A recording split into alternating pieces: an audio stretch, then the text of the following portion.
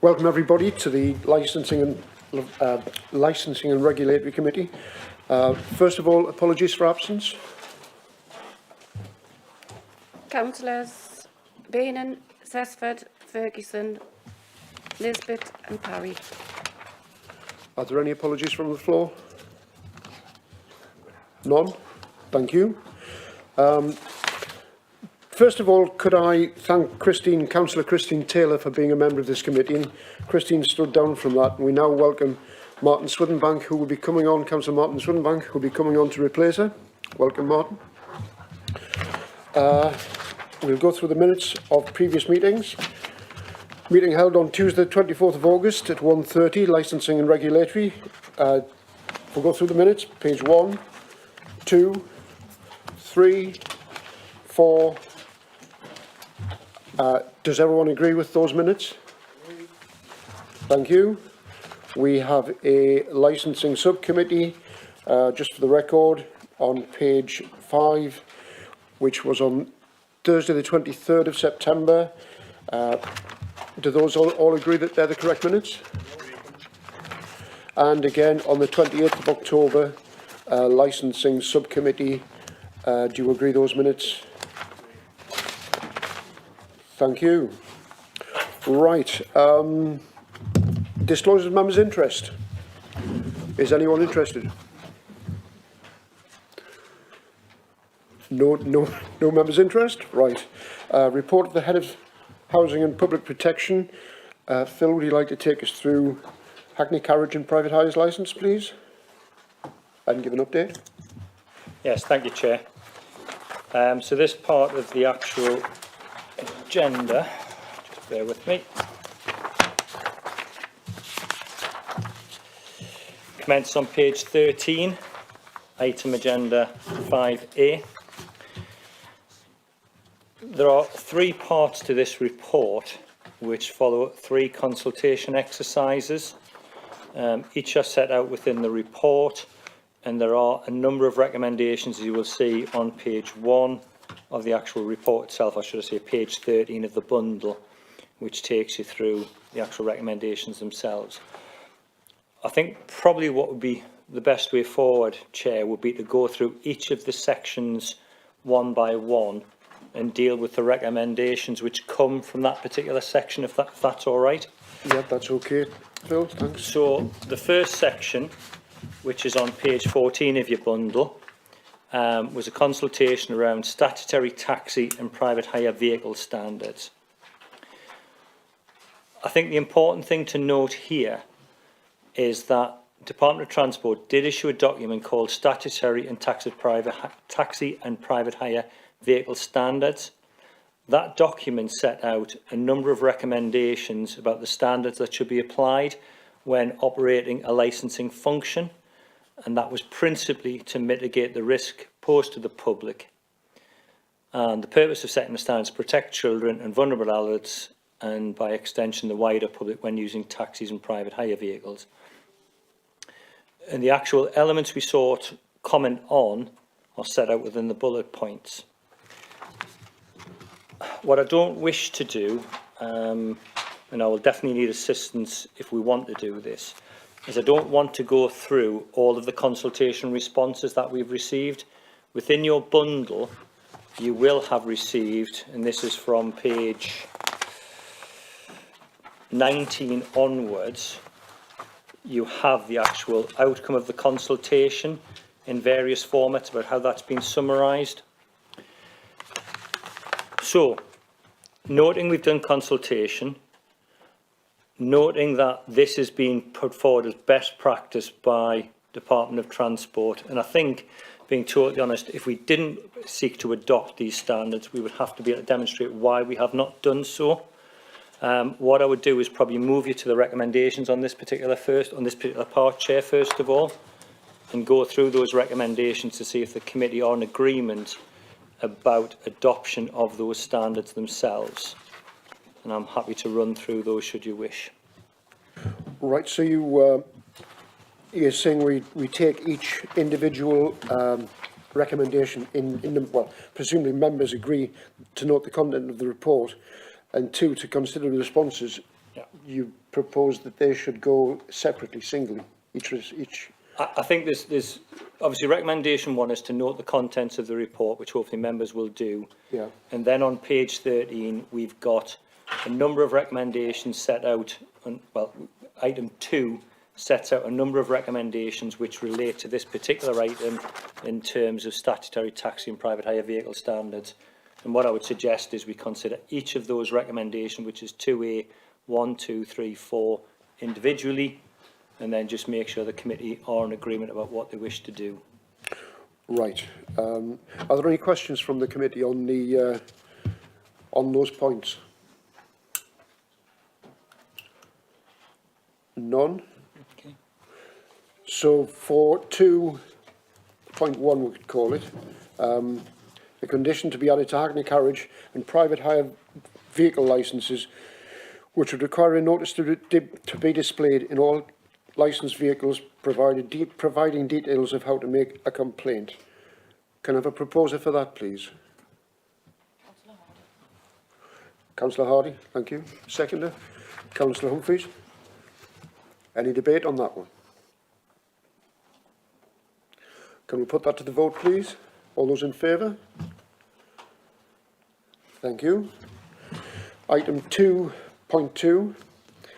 A condition for all licensed vehicle proprietors, operators, directors and partners with Northumberland County Council to have an annual basic disclosure from the DBS and to advise the licensing authority of any change in directors or partners. Any questions on that one? Again, a proposer, please. Councillor Sharp, seconded by Councillor Hardy. Recommendation 2.3, a condition that on the granting of a private hire operator's licence... Chair. Sorry? Chair, I believe we're going through each one 1 to 4 and voting on each. That was the proposal. We haven't done that for 2. Sorry, we did for the first one. We didn't vote on the second one. Had a proposer and seconder. If it assists, Chair, just the if it looks like there's no dissenting voices, then it can be just by general affirmation of the vote. Right. So does everyone agree? So we had a proposer and seconder for 2.2. Is anyone against that proposal? That's unanimous. Thank you, Neil. 2.3, a condition that on granting of a private hire operator's licence, a register will be required to be kept of all staff who will be taking bookings or dispatching vehicles. A proposer, please. Councillor Hardy. Councillor Foster seconded. Is everyone in agreement with that? Yeah. That's carried unanimously. Recommendation 2.4. A standard condition to be attached to a private hire operator's licence which states a driver who holds a PCV licence, and who has to the use of public service whilst PSVs such as a minibus or to undertake a private hire vehicle booking should not be permitted without the information consent of the booker. When a private hire vehicle is unsustainable, the booker will be informed that a PSV is necessary and a PCV licensed driver will, will be used who is subject to different checks and not required to have any enhanced DBS check unless the driver also holds a private hire driver's licence. Does everyone understand that? And can I have a proposer, please? Councillor Hardy again, seconded by... Councillor Gallagher. You've just unlucky there, Councillor Seymour. Does everyone agree with that proposal? That's carried again. Thank you, Phil. We'll go to number 3, please. Thank you. So the second element of consultation that was undertaken is on page 15, and this relates to vehicle emissions. Members of the committee who've served for a number of years will probably recall this has been brought here before. So the background is set out in the paper in that there was significant discussion. It will be 3 years ago, if not 4 years ago now, and this was through the North East Strategic Licensing Enforcement Group, it was partly informed by some of the conversations and discussions that were ongoing at the time with Newcastle City Council, who wished to implement a clean air zone around some of the areas of the Tyne Bridge and Central Motorway.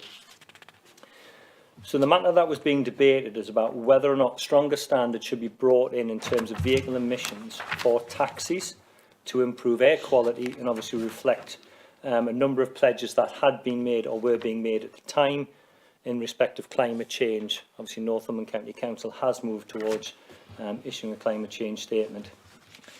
So what you have here is the background to the original proposal, and you will see at the bottom of page 15, the original proposal was that where new licences were being granted, there would be a 4-year age policy with effect from, it says 2020, but I will come on to that in the recommendations. So that would mean that all vehicles coming forward for licence, new vehicles for licences, would be by default Euro 6 compliant. The other element that was being considered at the time was about introducing a maximum age for vehicles, and that was an 8-year vehicle lifespan. Now, when you look at Northumberland County Council's Hackney Carriage and private hire licensing policy, this is an area we have looked at and considered within policy, and I'll look at Tasman to my right, probably for about 10 years now, and that we've always sought to introduce Euro standards for our vehicles. We've always expected vehicles to be compliant with the Euro standard, and that would obviously be monitored as part of the MOT process. So this was reported back in February. There was a request to do further information on it. Other matters got ahead of us, i.e. the COVID pandemic, and we couldn't progress with that consultation. We have, though, carried out, as part of the consultation exercises, a consultation with the trade on whether or not they would support this approach or not. And what you will see in slightly lighter lettering within your report is of the actual consultation exercise conducted, 73 people said they were in favour of the proposal, and 246 did not agree with the proposal. So quite clearly, the trade is not supportive of implementing either an age limitation for new vehicles and an age limitation for length of licence or length of vehicle licence span. That's the raw data. Again, you've got all the information in your bundle, as it were. So within the recommendations, and I'll just touch upon these before the Chair takes this further, you will see at item 3 a series of recommendations, and there are a number of recommendations. One is simply to approve what was basically proposed previously and then revise the timescale. So where previously we'd said April 2020, the committee could agree a date for that standard to come into effect. And that would then roll forward, and again it would apply to existing vehicles as well. The committee could obviously look at support for the proposal, but think that needs further work or further consultation with the trade. So in other words, yes, there's general support, but you would like modification in some way, shape or form. Or the third and final option is actually not to adopt the proposal and take no further action. So they are the individual sort of matters that you're being asked to consider. In terms of where this sits within the County Council's arrangements, as I say, obviously County Council has declared a climate change emergency. County Council is moving where it can with its own fleet of vehicles to those which are more efficient and where possible with electric vehicles, etc., etc. And clearly there is a move to trying to reduce climate change or impact of emissions on climate change. And we've also already seen from government what will be a ban on the further production of diesel vehicles in the future as well. So there's clearly a general move, and also move by County Council towards reducing emission standards. But obviously this is a consultation exercise that was conducted with the trade, and it's a matter for yourselves to debate the actual proposal and then determine how you wish to proceed with the recommendations. Chair. Thank you, Phil. Are there any questions to Phil on this? Yeah, thanks, Chair. Chair, I'm very aware that since this report was done, the cost of fuel to anyone sat in this room, never mind the taxi trade, has escalated beyond anything anybody had in mind. Likewise, the cost of a vehicle. Like most people know now, the second-hand market is incredibly high. There's some models they can't make because they can't get parts. This will create a problem for the taxi trade, and I'll bear that in mind before I make a decision which way to vote, Chair. That's just an observation. What I am interested in, and I realise we haven't had all the resources perhaps to give an answer to this question, but I think most people in here are aware that some companies in Northumberland with taxis have a lot of employees or a lot of self-employed people driving for them. So when you say 246 did not agree with the proposal, is that 246 self-employed people who work for themselves, or perhaps 246 people who only work for 3 or 4 companies? Do you have that distinction, please? Similar.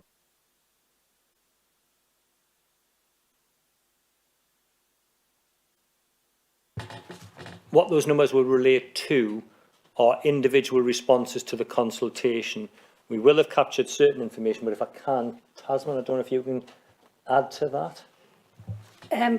Those 246 are just the respondents, as Phil said.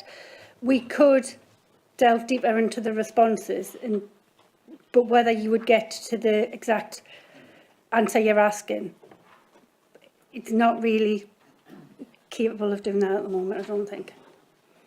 Back in there. I think in the main what we were trying to establish within the consultation is whether or not somebody was currently licensed with us, whether we're a private hire driver, whether we're a Hackney Carriage driver, and we could to a certain degree then sort of break that down a little bit further by probably zone, but obviously zones only applies to Hackney Carriages as well.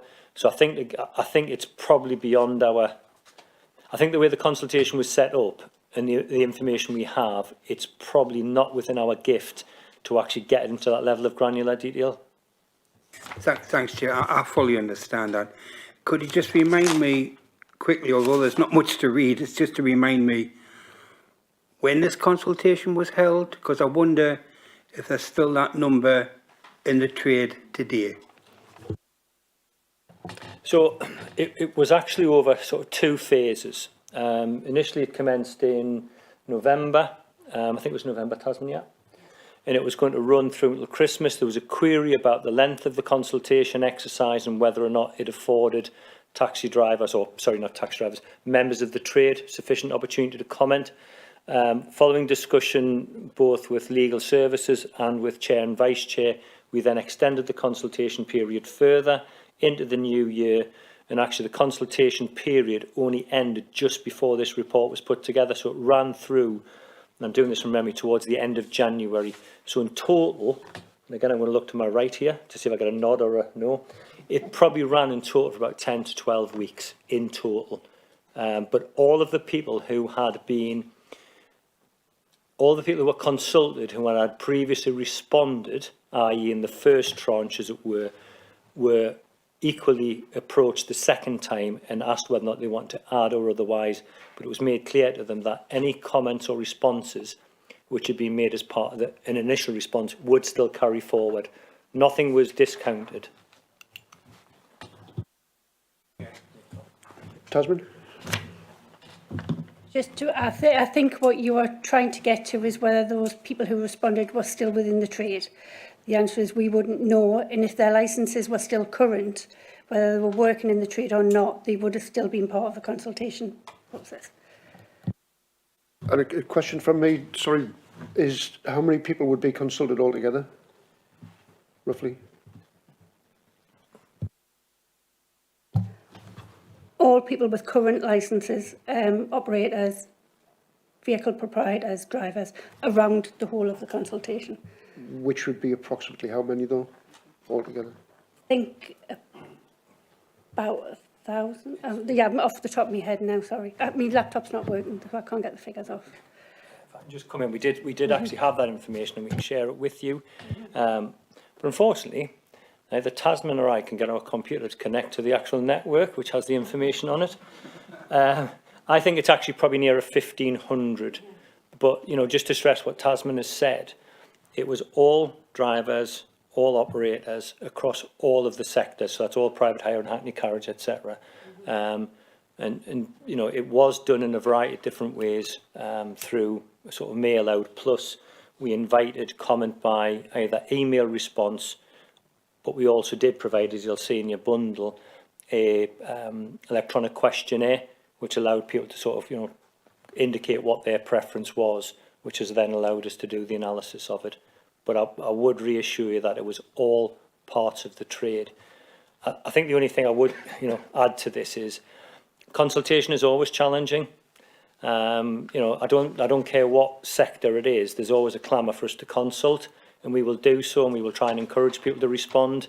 But ultimately, it is a matter of personal choice. But I would suggest it's probably around, you know, in the numbers there, it's probably around 25%, 30% of the trade have responded to the consultation. Great, thanks very much, Phil. Councillor Foster? Thank you, Chair. My worry would be when we look at the implementation dates, if we did approve this, I think we do have to balance the climate change aspect with the current situation for ordering cars. For instance, the 4-year vehicle age policy, I appreciate this was an original proposal and we are looking at the dates, but we do need to bear in mind the lead times at the moment, which Councillor Wallace did touch upon when he spoke. For instance, electric vehicles, you're looking for some of them a minimum of 7 months. There have been problems getting the chips and other parts needed for the electrical systems, given that most of it's electronic in an electric car, for instance.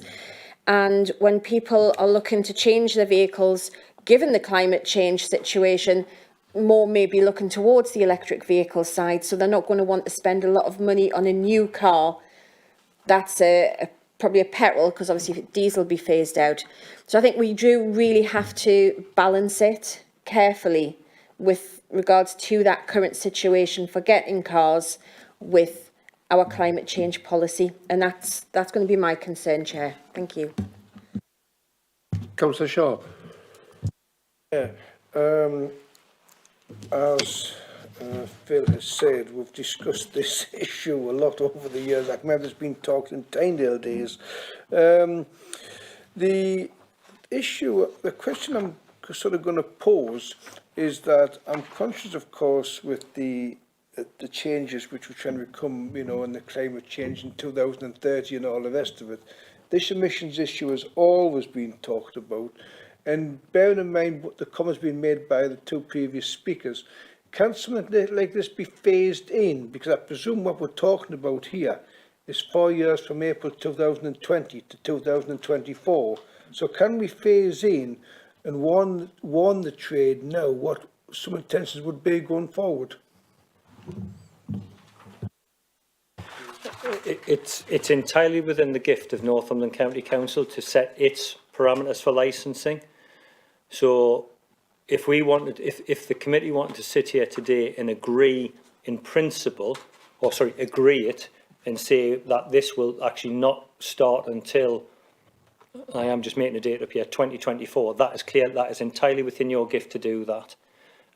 Equally, you could say, because of some of the issues which have been raised in the chamber today, on the floor today, and obviously because of what's happening within Ukraine, etc., we would wish to revisit this in 6 months. That is within your gift.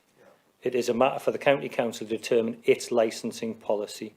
As I say, the ambition originally was that across North East Strategic Licensing Enforcement Group and across the local authorities, that we would have a standardised and common approach. So all local authorities would move to this position within a relative time period to one another. But I don't believe that's actually, realised. That ambition hasn't been realised. And as I said at the beginning, we do currently have within our policy requirements in respect of being Euro 6 compliant vehicles as well. We don't have an upper age limit on a vehicle, but we do have a Euro standard. But yes, we can, it's a matter for yourselves as a committee to determine what you want your future policy to be. Thanks, Phil. Are there any, Councillor Seymour? Yes, thank you, Chair. Yes, if we do agree to this, I'm just wondering about the wheelchair accessible vehicles. I know there's there's going to be an extra 2 years added, but some fleets have minibuses. So I'm just wondering whether that could be increased a bit more from 2 years to maybe 4 for the age restriction, because you know, a minibus to take children and adults to, you know, that's a bigger ask actually to replace something like that. More expensive item, if that's possible to increase that. Well, I'd imagine when there is a proposal, that could be in a proposal of some kind. Would you like to comment, Phil? Or? I think I'll just repeat what I said before, and that it is within your gift to determine how you wish to do this. And I think if you look at page 13 and the actual recommendations, you've got 13, 3, A, B and C.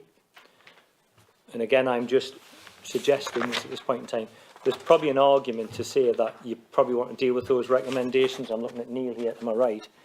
You want to deal with those recommendations in reverse order.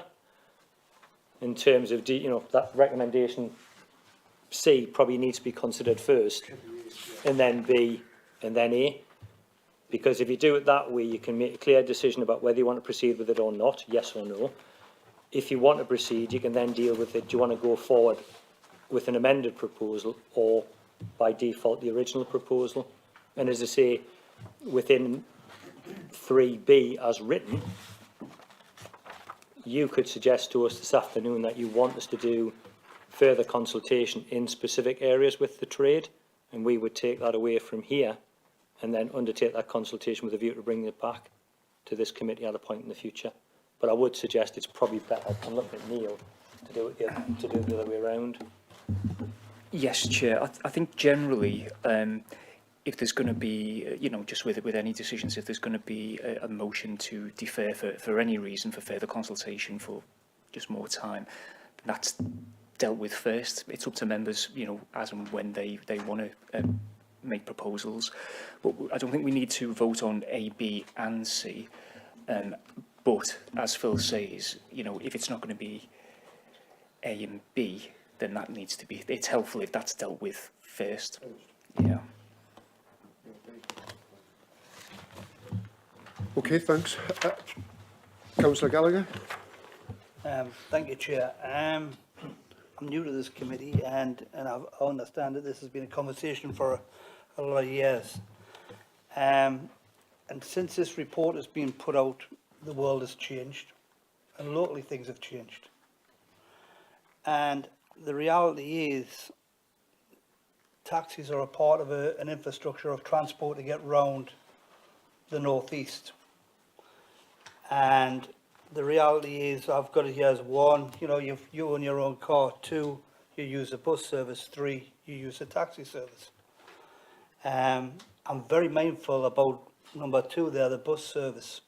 The bus service was supposed to get an announcement on the 31st of March around funding to support our local buses. That's been put back, and the way things are going anecdotally is that we're not going to be, the bus services are going to be struggling. So the reality is there might be a lot of weight put on taxis, not only just because there is limited buses, but because there are communities like Camas, like Newbiggin, like Lymouth, like Linton, that rely on taxis. So I think that the direction probably 6 months ago was the right thing to do. But I think we need to have a rethink on how to support this link of transport throughout Northumberland. Because people, rightly so, like my colleague said, you know, cars are very, very expensive. A lot of people won't be buying cars, so we have to support a link of what infrastructure of Northumberland. And, you know, just exactly what Phil said, it's within our gift to make changes. And I'm mindful that because of what's happening in the world and what's happening locally, we don't know what's going on, I would like to try and defer any decisions around this, because I think any decisions could in the future be detrimental to our residents in Northumberland. And it's only, you know, I've read the document, and I'm just mindful of the shift in where the world has gone since it's been written. The world's changing all the time, unfortunately. We don't know what's happening Ukraine-wise, and we could defer it. Well, it would be deferred to a certain extent if you weren't wishing to agree the first recommendation, and you went for, say, B and amended it. There'd be a consultation, and that would be 2 months consultation. Again, I mean, you know, we would look to undertake a consultation for about 10 to 12 weeks with the trade.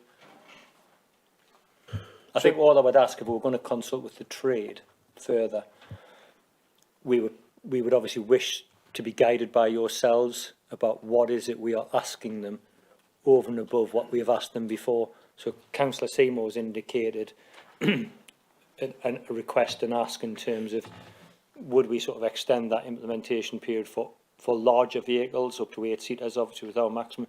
So I think it is, as your chair says, you can do that, but I would ask that the committee give us more guidance on what areas or what aspects they want more consultation to be undertaken with the trade.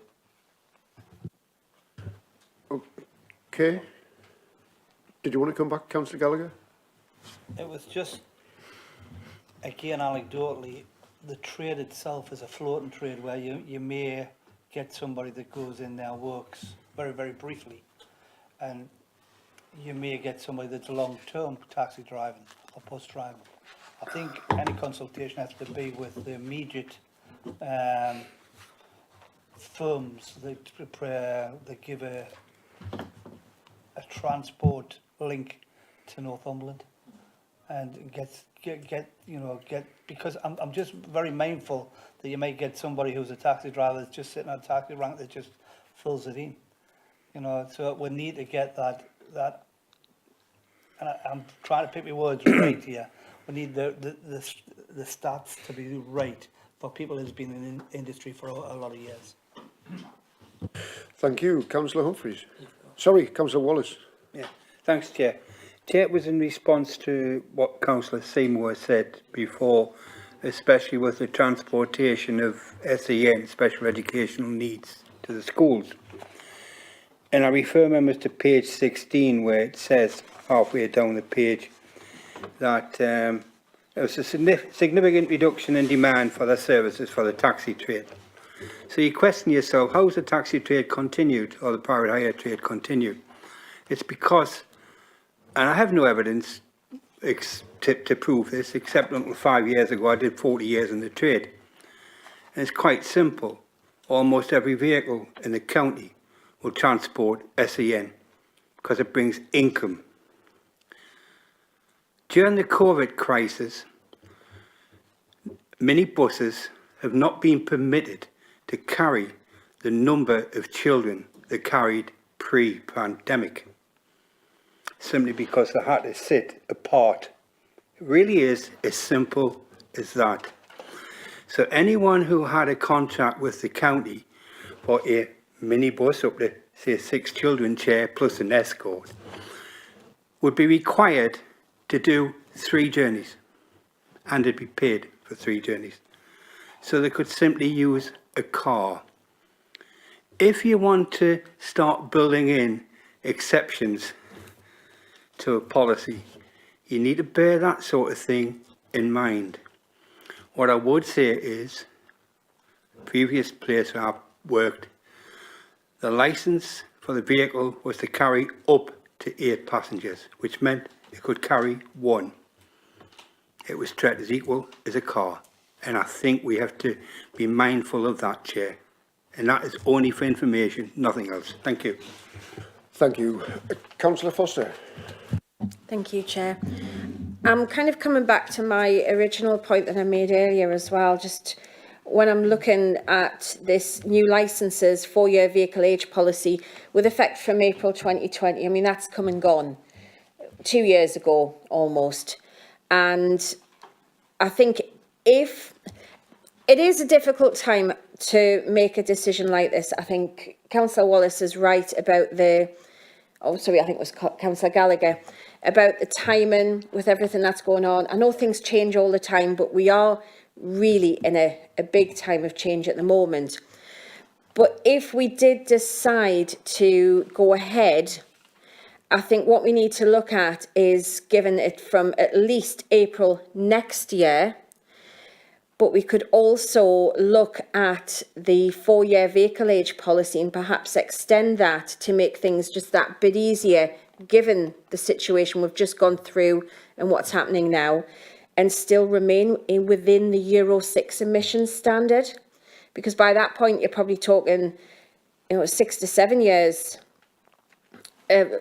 as opposed to the 4 years, because we're moving the date on. So I think that's just something that we should bear in mind if we do decide to go down that route today. But again, I don't know if I'm too comfortable at the moment because of the current situation, and I know things change all the time. But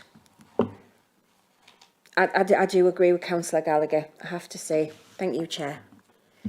Thank you. Well, we'll get round to a proposal in the very, very near future, I think. Did you want to say something, Phil? Oh, I thought you... Sorry.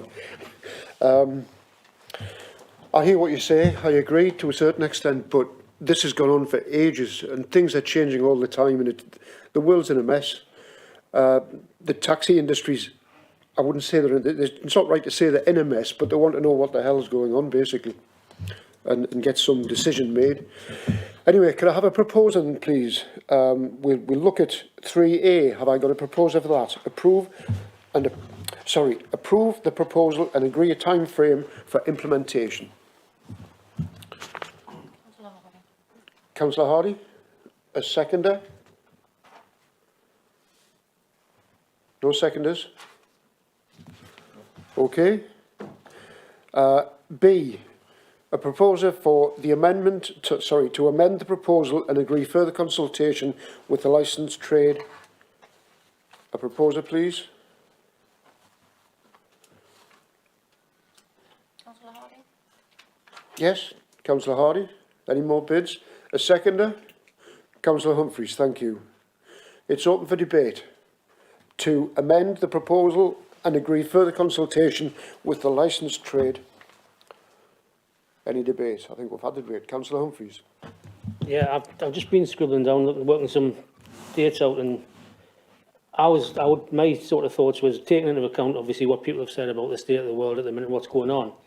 If we started moved the amendment to start in 2024, that would give you till 2032, 10 years to change a Hackney carriage or a private hire vehicle, and also extend the disabled carriers an extra 4 years on top of that would give them till 2036.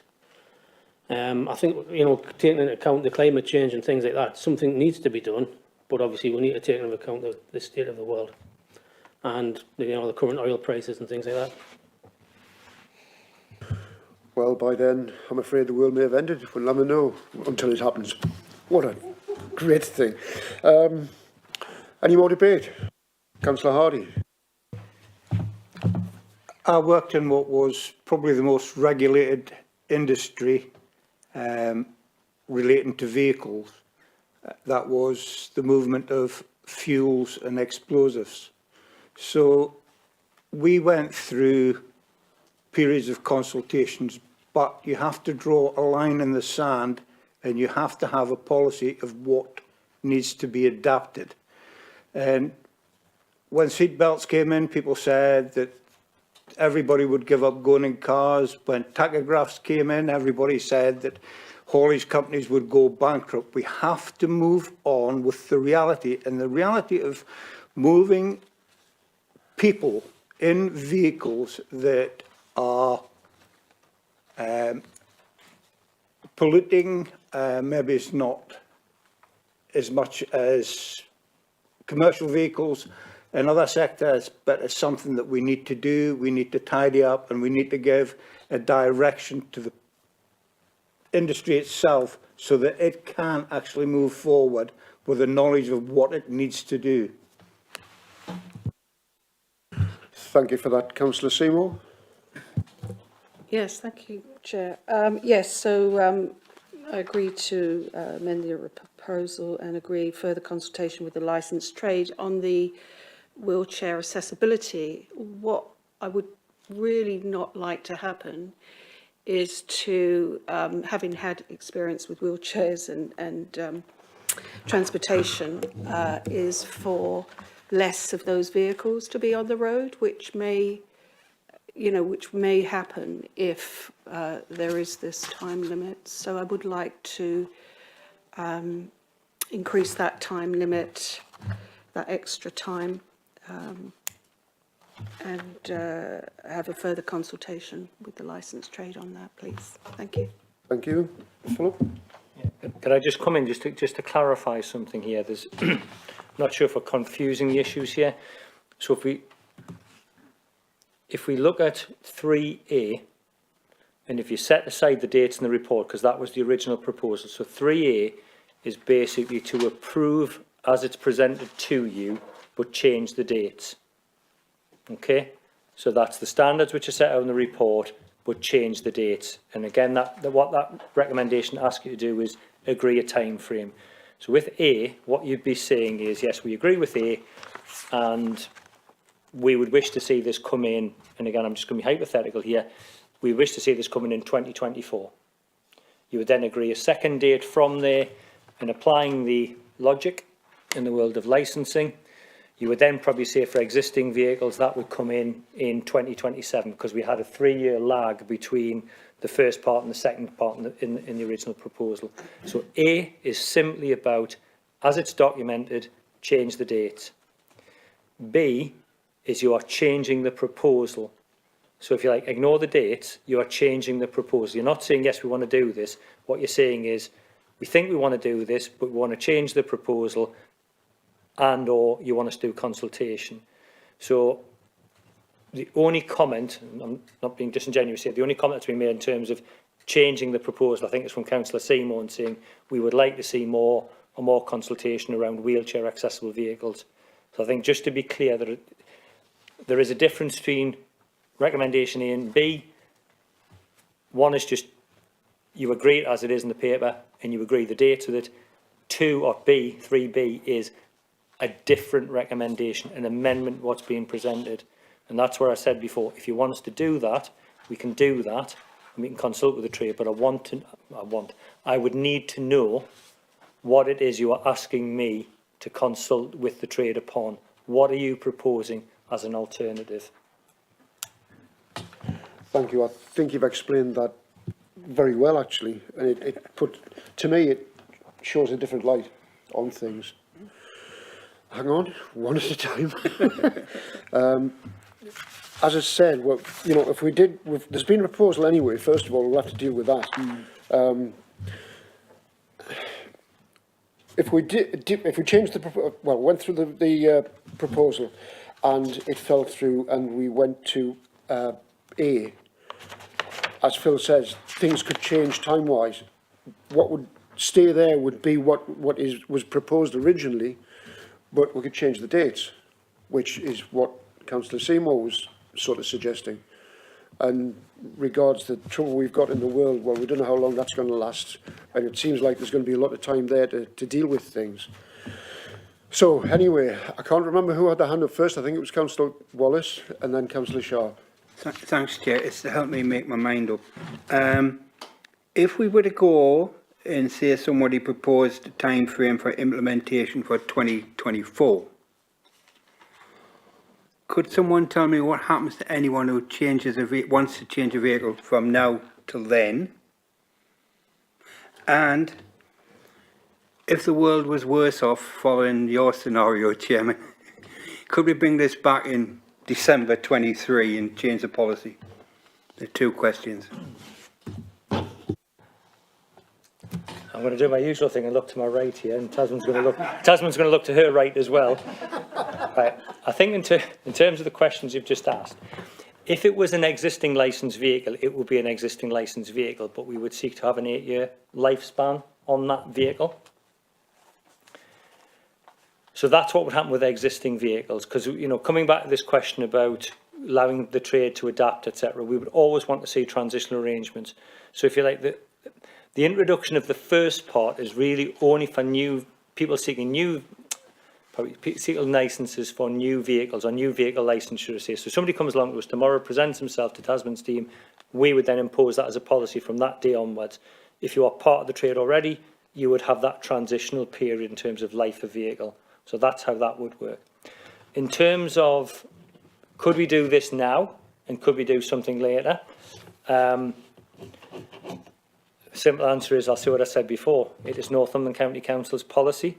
It is within your gift to review and refresh the policy as you see fit. There are individuals who may have a view about that, but it is ultimately, you know, policy. There's the classic expression that you should never let policy fetter discretion. Policy should guide whatever 90, 95, 96% of your decisions. If you find you are not able to follow that policy, you should always review that policy and have it reflecting what you want it to do. So yes, you can do that. You can do something today and change it later. Thank you. Councillor Sharp.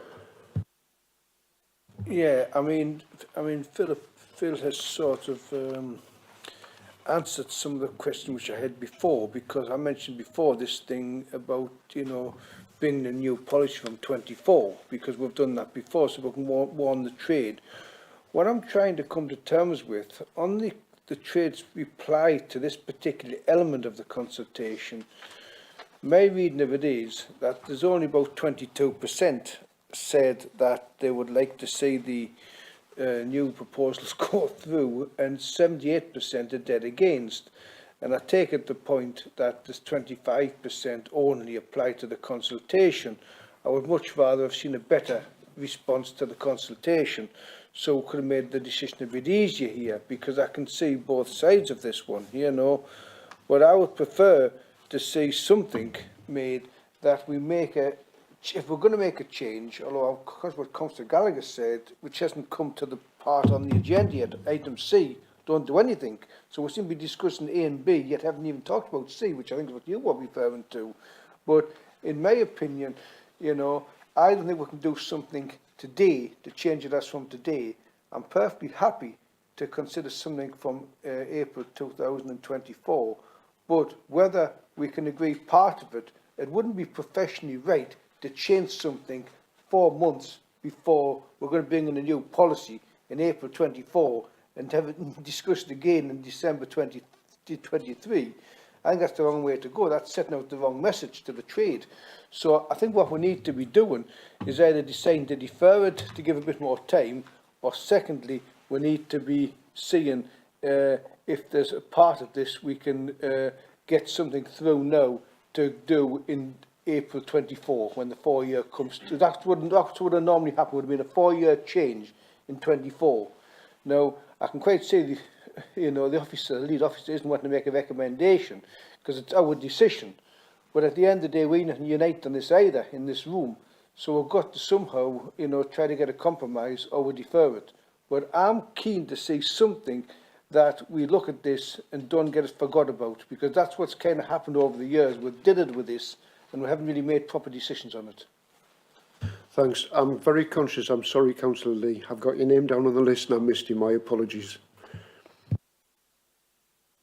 Yeah, I mean, just regarding the emissions, obviously the government's made a ruling and that's going to be in 2030. So, you know, if you're talking about 2027 and that, potentially operators will have to replace their vehicles and then replace them again once the government rules come in. Regarding the 8-year maximum life of a vehicle, the taxi test is very strict, and I think there's a lot of vehicles that can exceed 8 years on the road. The carbon footprint of a new vehicle is about 90,000 miles before what's happening with the Russian sanctions, so that's probably going to increase even further. So in terms of environmental damage, I would say putting the an age limit on the taxis when a lot of them are perfectly fit wouldn't help the environment at all. On the age limit, I think there's been evidence that, yes, a taxi 8 years old isn't really that bad, but some taxis are, and some taxis still continue to run on the road and fail the taxi MOT. So I think it was a case of belt and braces, if I'm right, Tasman, Phil, on that one, to try and keep cars on the road that were of real roadworthy ability. I think that there's probably a number of things here. As I say, I go back to the fact that we have had this within policy for a number of years. And if you look at policy and what we are trying to do through policy, the main thrust of that is about trying to protect the public and ensure safety of the travelling public. But you can extend that to the safety of others, residents, you know, especially when you've got a lot of taxis operating in town centres.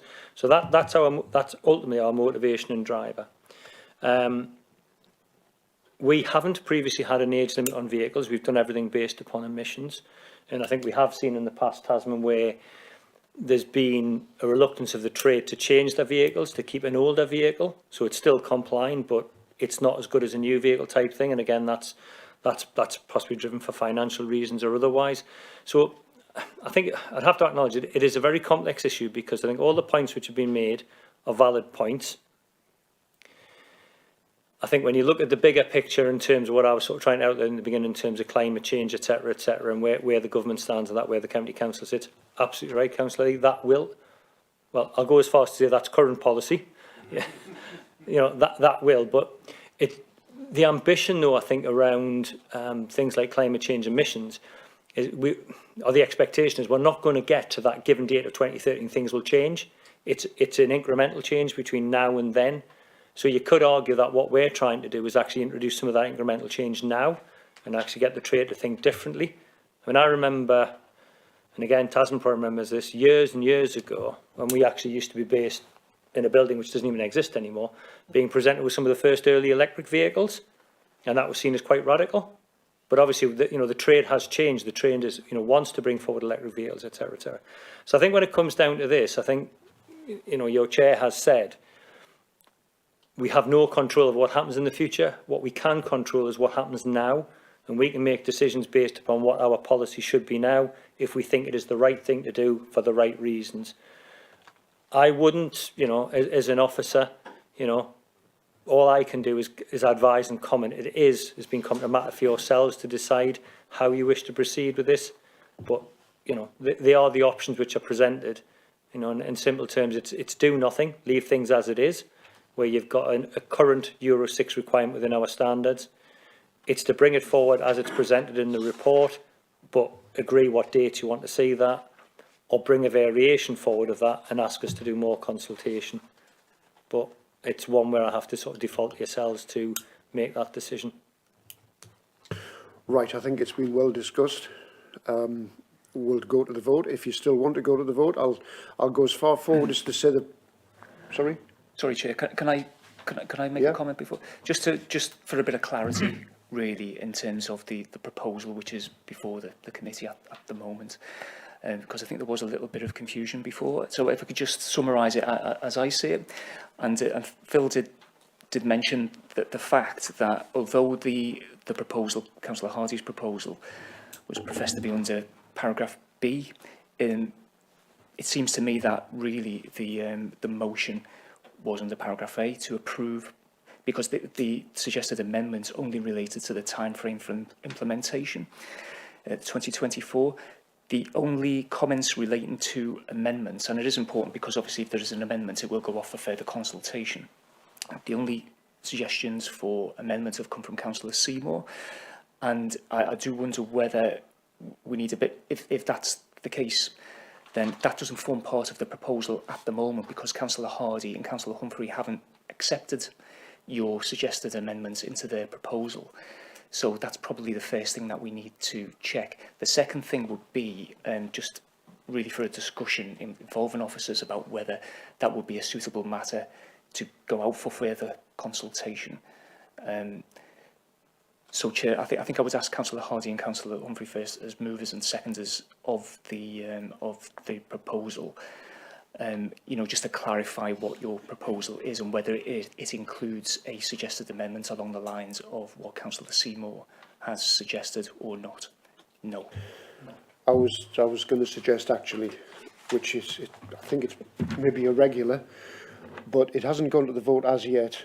And after Phil explained the situation between A and B, I was in the discussion we've had. I was wondering if the proposer and sector would wish to withdraw the proposal and have a new proposal, actually, or we can go to the vote, whichever you wish. But I think Phil actually outlined things, put a different light on things. I think, Chair... Oh, sorry. It does, and we asked initially, I moved and wasn't seconded on the first. Now that it's been explained, I would be happy to withdraw this motion and revert to the original if someone would second it. I've got to get permission from the seconder to, if they wish to withdraw as well. Who seconded it? It wasn't. No, not the first one, the second proposal. I think, Chair, just the clarity that the actual proposal is under paragraph A would be enough. I think Councillor Humphrey seconded it. The second proposal. Yeah. Would you wish to withdraw that second? Right. So there are now no proposals on the table. Could I have it? We'll go back right to the very start. Could I have a proposal? A proposal for A. Councillor Humphrey. To stimulate debate, I'm going to second it myself. Is there any debate on A, which is to approve the proposal and agree a timescale, and this was the major thing, a timescale for implementation? Councillor Humphrey. Humphrey? I've got Councillor Wallace. Same size. Sorry, Cliff. I just want to know, do you actually mean April 2024? It's a really simple question. I can go along with that. If you mean something else, I've made my mind up. I think what Phil had said or suggested was that was just, he plucked a date out the blue, you know, whatever you want. Phil, is that correct? Yeah, I mean, that was me just giving an example. So I think, as per the recommendation, if you want to agree implementation as per the document, that's step one, but you also then need to agree an implementation date, which again is a matter of your choosing. Thanks, Chair. I think in line with what said, particularly Councillor Sharp, it's sending a clear message out to the trade that we need to see a change for the safety of the public, for the welfare of the public, but we've taken full cognizance of increasing costs to the trade at present. What I would support a change in April 2024 in line with the rest of the report that's in front of us. Thank you. Councillor Sharp? I was just going to add that, and I don't know if it's going to be seen as amendment or you're going to go back to the original proposer, but I would be happy with that as long as it's April 24, which I indicated earlier.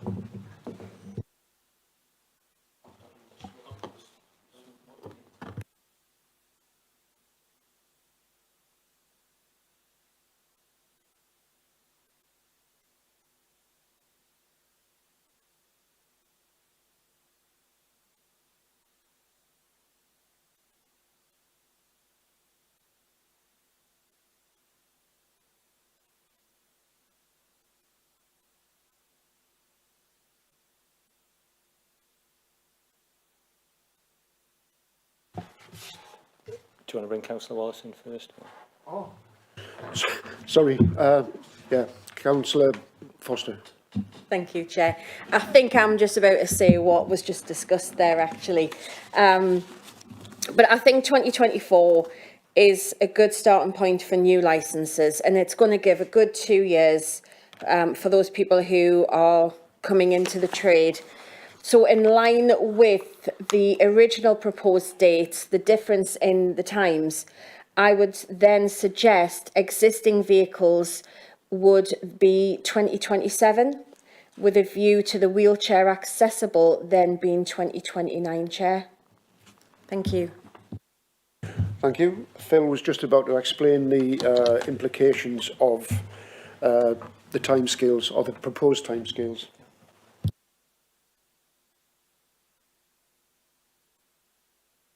Councillor Wallace has just covered that point, that there are... So, catching, I do apologise. Councillor Foster has just covered the point I was discussing, yes, that you have to have two dates. And in the original proposal, it was 2020 and then 2023. So a suggestion of 2024 and 2027 reflects that original approach. 2029. Yeah. Right. Councillor Seymour. So does that give it the wheelchair accessibility vehicles an extra 2 years? That would be an extra 4, would it? 4 years. 4. Okay, that's what I asked for. Yeah, thank you. Right. Bill. Once again, looking to my right. Just to be clear on this, what we're... No, it's fine. What we're talking about is existing, because we, again, within our policy, we do ask for new vehicles to be wheelchair accessible. So this is about giving the existing trade, but what we've been trying to do for many years is move the trade to being wheelchair accessible. So anybody coming for a licence tomorrow with a new vehicle, we would expect that to be wheelchair accessible, because obviously vehicles which are wheelchair accessible can be used by able-bodied persons and anybody. And I think with our population, yeah. So yeah. I'll just say I think it's moved leaps and bounds from going back 10 years ago when it was really difficult, to get accessible vehicles. So yeah, that's good. It's a sensible thing to do, really, for new vehicles to be wheelchair accessible and not get a one that isn't, then have to, in a year's time, 2 years' time, as it is maybe 6 years' time, have it then wheelchair accessible. That fictitious name, Councillor Wallace. Yeah, thanks, Chair. Chair, I think most of the trade would go along with what's being suggested.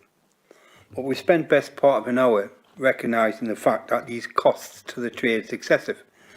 I don't think there's anybody in this room will think a wheelchair accessible vehicle is cheaper than a normal vehicle, because it's not. It's really not. And we're putting an onerous task on them, and I must have misheard, so I didn't realise that a new vehicle had to be wheelchair accessible, and that is something I could never vote for, Chair. Can I just... By the way, Chair, I also worked in the care industry where I had to take people around with special educational needs and disabilities, so I fully understand the need, and I appreciate and applaud the trade who purchase those vehicles, but I'm talking about putting an onerous responsibility and a financial charge onto some people who can ill afford it. Thank you. Tasman, do you want to come in? Yeah, can I just clarify, the wheelchair accessible vehicle policy is in relation to newcomers into the trade, so if a person already is licensed, has a vehicle licence, they would have grandfather rights, and it wouldn't have to be a wheelchair accessible vehicle. Can I just clarify on this point, in relation to the new licences from 2024 for 4-year licences, existing vehicles would have an 8-year vehicle licence, and then wheelchair accessible would have an additional 2 years on top of that. You've raised the question, and I have to reference it. If it's an existing vehicle, but it is going in as a new, as in putting on a different vehicle, or you wanting the policy in relation to new vehicles, which is a maximum of a 4-year vehicle age on it, on that as well? Or you wanting it to remain as currently? I don't think it's quite clear within the policy. The word I'm thinking of is fog, because I think that's what I'm in at the moment. I was quite happy with the word grandfather, because that explained it and to give clarity, Chair. But I'm really at a loss, Tasman, with what you just said. I'll be honest with you. Right. Well, we've had proposal and seconder. Could I just go to Neil, if Neil could or would, say what the actual proposal is? Councillor Gallagher? Just as a point of clarity, I believe Tasman was going to come in again Oh, sorry. for a little bit of clarity on what Councillor Wallace had said, and I'll be quite, well, he thinks he said, but also I'm don't understand it either, so No, a little bit more information would be fantastic. It's okay. Tasman's just round the corner from me. You can see her, I can't. Just to clarify, the grandfather rights in relation to it's in relation to wheelchair accessible vehicles. So if someone currently had a wheelchair accessible vehicle, they would have to replace it with a wheelchair accessible vehicle, etc. And any new ones going on would be wheelchair accessible. However, the age policy is not a grandfather right. So if you had a saloon vehicle and you were putting on a new vehicle, it would have to comply with the 4-year age policy for a new vehicle going on. Is that clearer? Sorry, I wasn't very clear the first time That's round. very clear, absolutely clear, and no problem at all. And it's more than reasonable to ask that.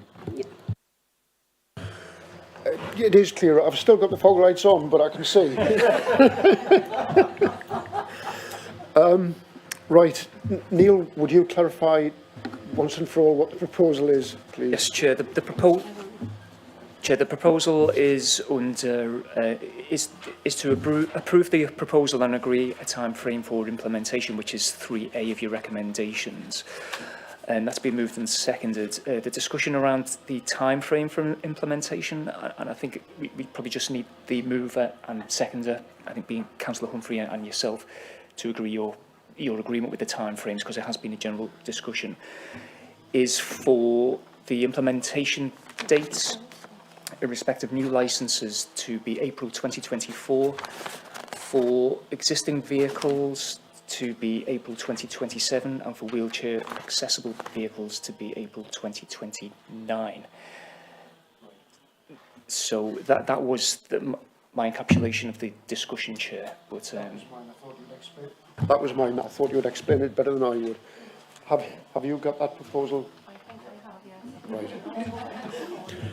Just to try and get out of the fog. Right. All those in favour of the proposal, please. Show. It's 1, 2, 3, 4, 5, 6, 7, 8 against 1. All right. Thank you very much. We're now only 40 minutes late. Where are we now? Sorry? Well, no, it's taken in. Yes, it has. No, an hour, just over an hour. It is. It's not scrutiny. Now then, to consider consultation response relating to Hackney carriage zones and consider whether to. Phil will give us the report on this, and I think this will take another hour.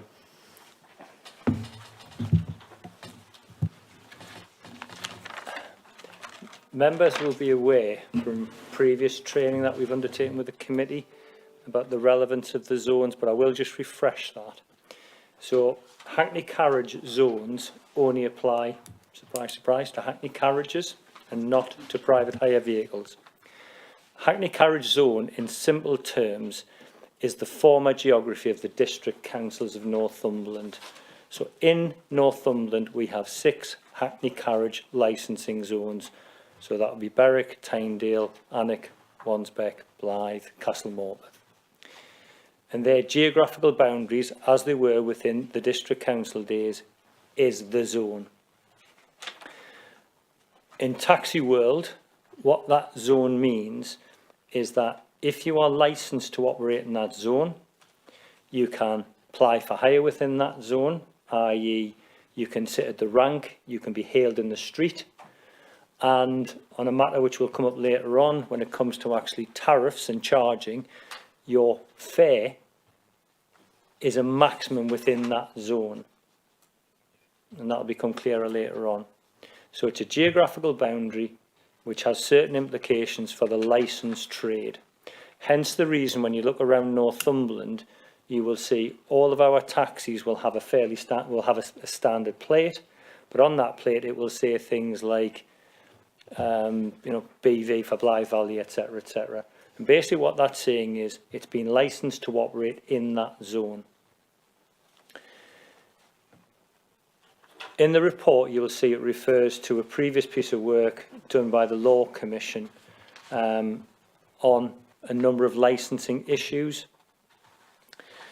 And what was anticipated was a number of changes, possibly through the Law Commission report, which never came to fruition. So basically, as things stand now, Northumberland County Council has the ability to either operate 6 Hackney Carriage zones or 1 single Hackney Carriage zone, which is obviously coterminous with the county boundary. What the County Council doesn't have the ability to do is introduce a subdivision. So it couldn't say, we actually don't want 6, we want 2. We want 1 which is urban and 1 which is rural. That is not an option. The only option available to the County Council is to either retain 6 zones or move to a single zone.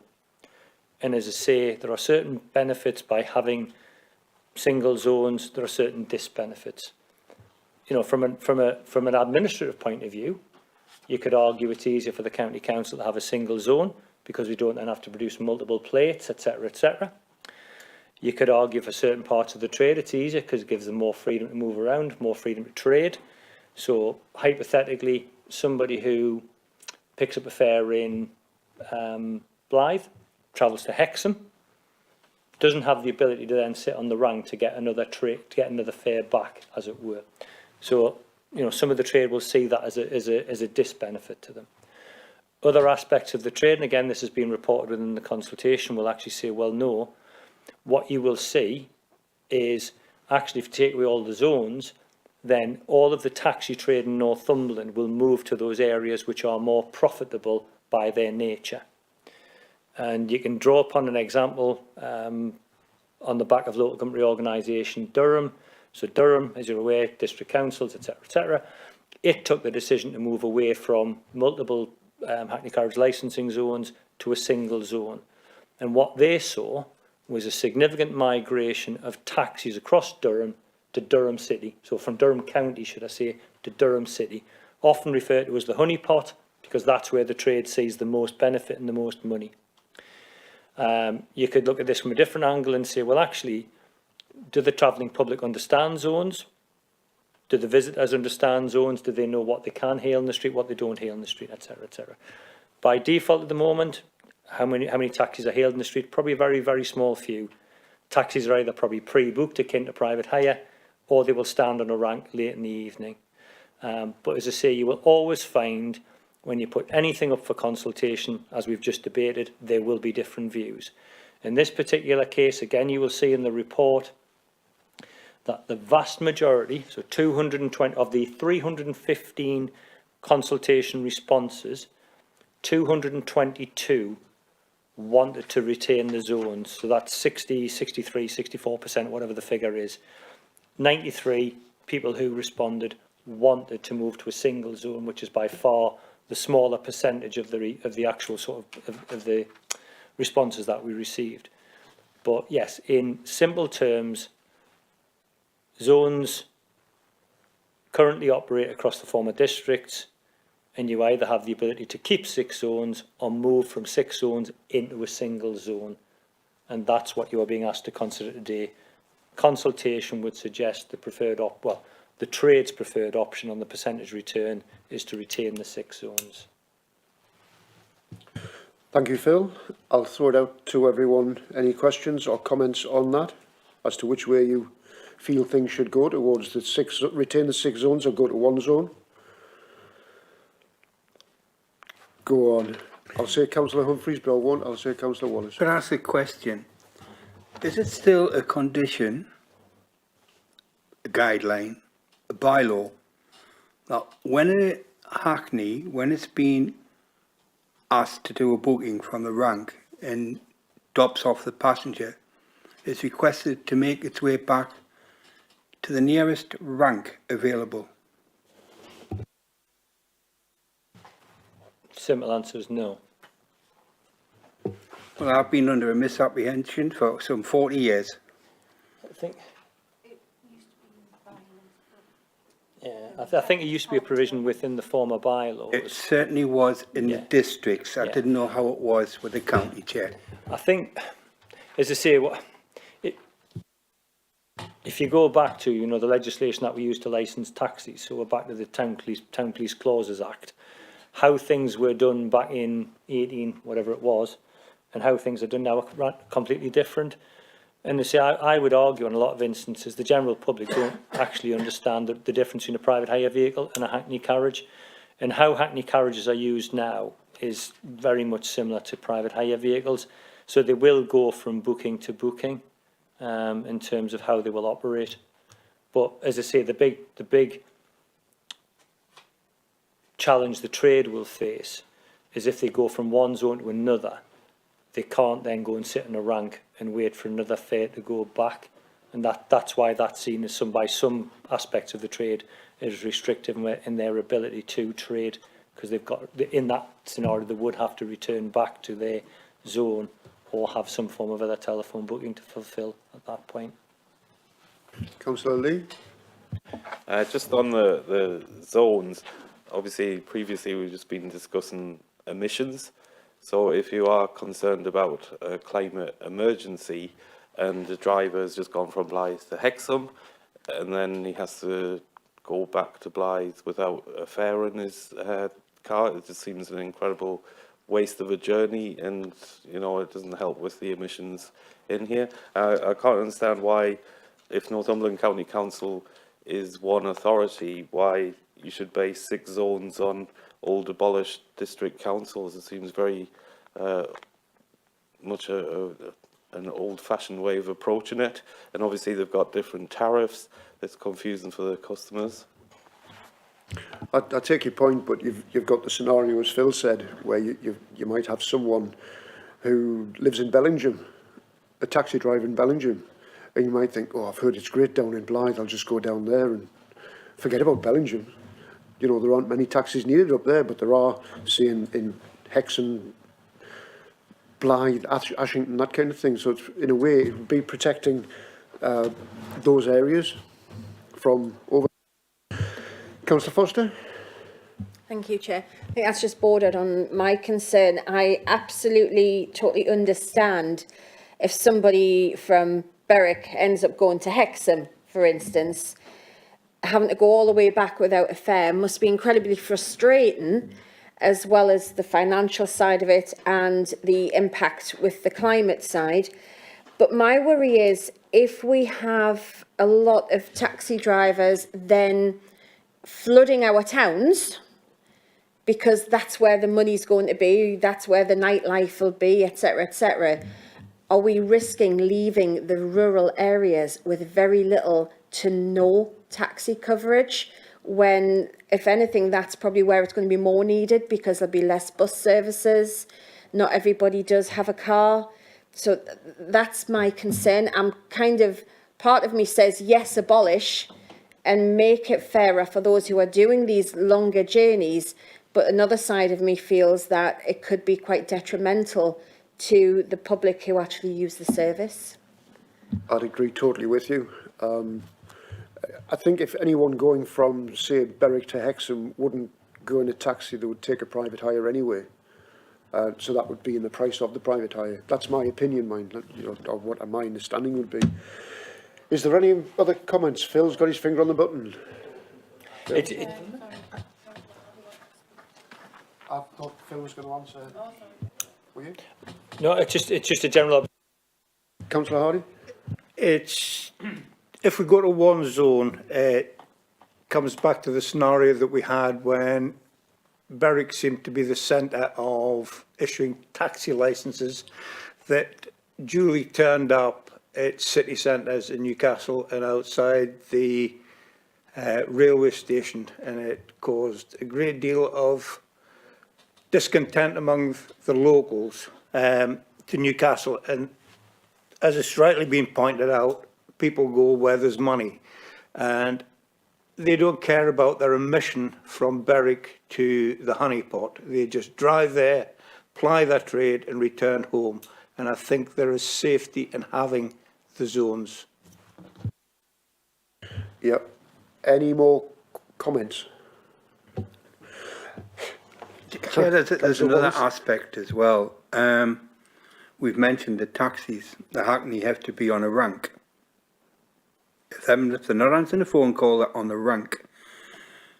You have Bedlington, for example, a lovely wide street. There's no taxi rank.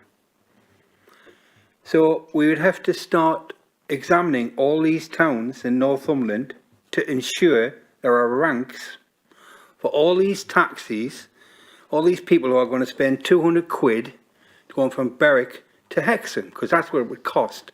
Now, I wouldn't be worried about the cost of emissions after that when I've got 200 quid on my hip, putting it bluntly.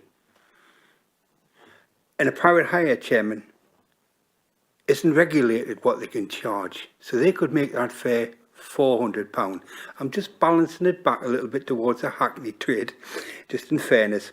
My point is, we'd also, I know there'd be savings because you wouldn't have all the 6 different kind of taxi plates on the back of the cars, the different logos, etc., the decals. But there'd be a lot more that needs to be done as well. But I think at the end of the day, it's for the public. If as a member we look at our phone now, we probably have a phone number in there of a local taxi company. We don't care if it's a private hire or a taxi. We know it's John or Charlie or Mabel or Alice, and they'll come and get you. And that's the way of the world today, you know. And I think the status quo under the current conditions of what people are facing, Chair, is the best way to go. Thank you. Any more comments? We'll go for a proposal. I'm going to do it myself to save time. I'll go with 4B, to decide to retain the current arrangements, and seconded by Councillor Hardy. We've more or less had the debate on this one, so we'll just go straight to the vote. All those in favour of that? 2, 4, I can't count, 2, 4, 6, 8. And against? Or abstention, whichever. 8 for, 1 against. Thank you. Now the really controversial one. Over to you, Phil. Hackney Carriage tariffs. So this is page 87 of your bundle. Again, there's been a short consultation exercise with this, and I'm just going to clarify the legal position first of all.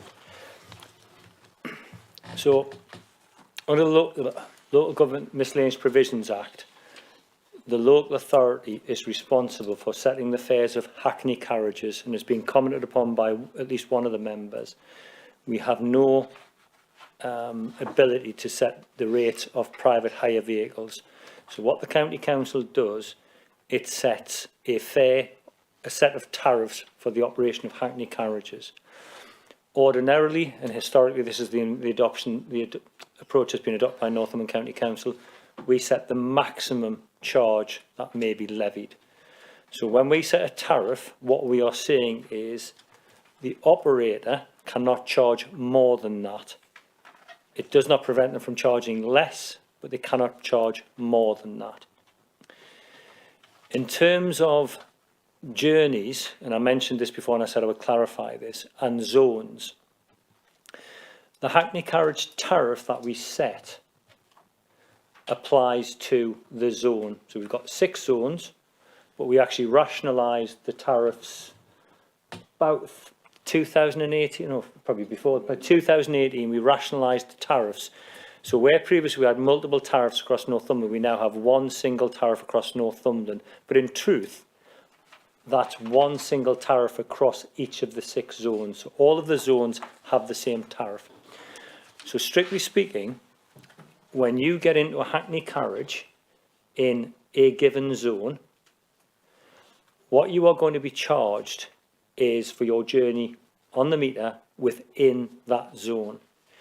If your journey takes you outside of that zone, so that could be from one zone into another zone, or from Northumberland into North Tyneside into Newcastle, what should technically happen at that point is there should be an agreement between the driver and the customer as to how that charge will be calculated. And you could come to agreement to say, we'll just do it on the meter. So whatever the meter displays, that's what you charge. Or you could, or they could say, well, because you're travelling a long distance, I'll charge you X amount of money. So just to clarify, we set the tariff, but strictly speaking, the tariff only applies to the geographical zone itself. Northumberland's probably anomalous because you could travel from zone to zone and we have the same tariffs. And we would probably expect that it would just be done on the meter. But strictly speaking, the tariff only applies to that geographical. It's just more complicated. We have 6 zones. But if say a customer getting in a taxi in Newcastle, travelling to Gateshead, you will invariably find there is no discussion. It's simply what comes up on the meter, which is probably Newcastle City Council's tariff. But strictly speaking, there should be a question asked us, how are you going to charge for this? Is it on the meter or is it by a fixed rate? Okay. So that's just how the tariffs relate to Northumberland and how they relate to the zone. And they say we will always set a maximum tariff. So we do not impose a minimum, we impose a maximum. So irrespective of what decision you come to today, even if that's to increase the tariff, that does not then require people to charge that amount of money. And in fact, what you may find, and again, we've seen this, some operators will continue to charge certain rates through the day for certain customers, if they're long-standing customers, and some will specifically elect just to charge the metered rate. And you will see that often, in the nighttime economy. They're always going to probably charge the full rate in the nighttime economy, but they may exercise some degree of discretion and flexibility, through the other part of the day. Right, it's a bit like an exam this. I haven't handed these out yet, but I'm going to do it now. I'm going to look for assistance. This hopefully will make it a bit easier. I'll go around with you. Can we just circulate these to you? I don't know if I'm technically supposed to put a mask on when I walk around. I suppose I better.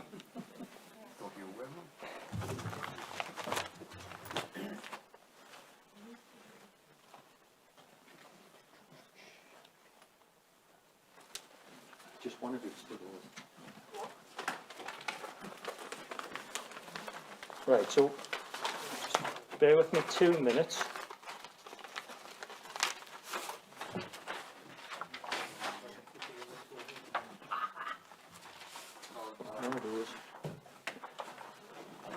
At the end of this process, everyone should end up with 4 bits of paper. But I will go through the bits of paper with you and explain what they are.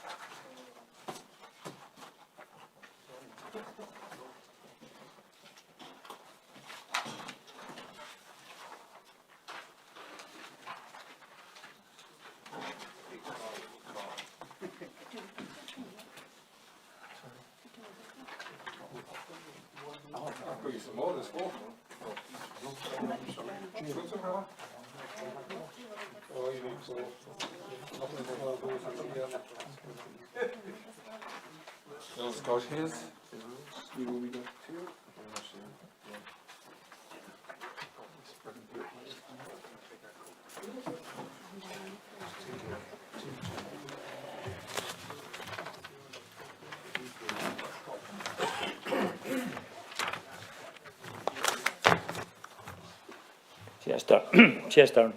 Okay. First of all, has everybody got 4 new pieces of paper? That's a great start.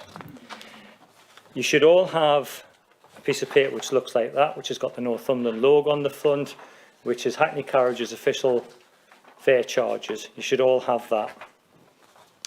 You should all then have, I know they all look the same, a document which, if you look into the top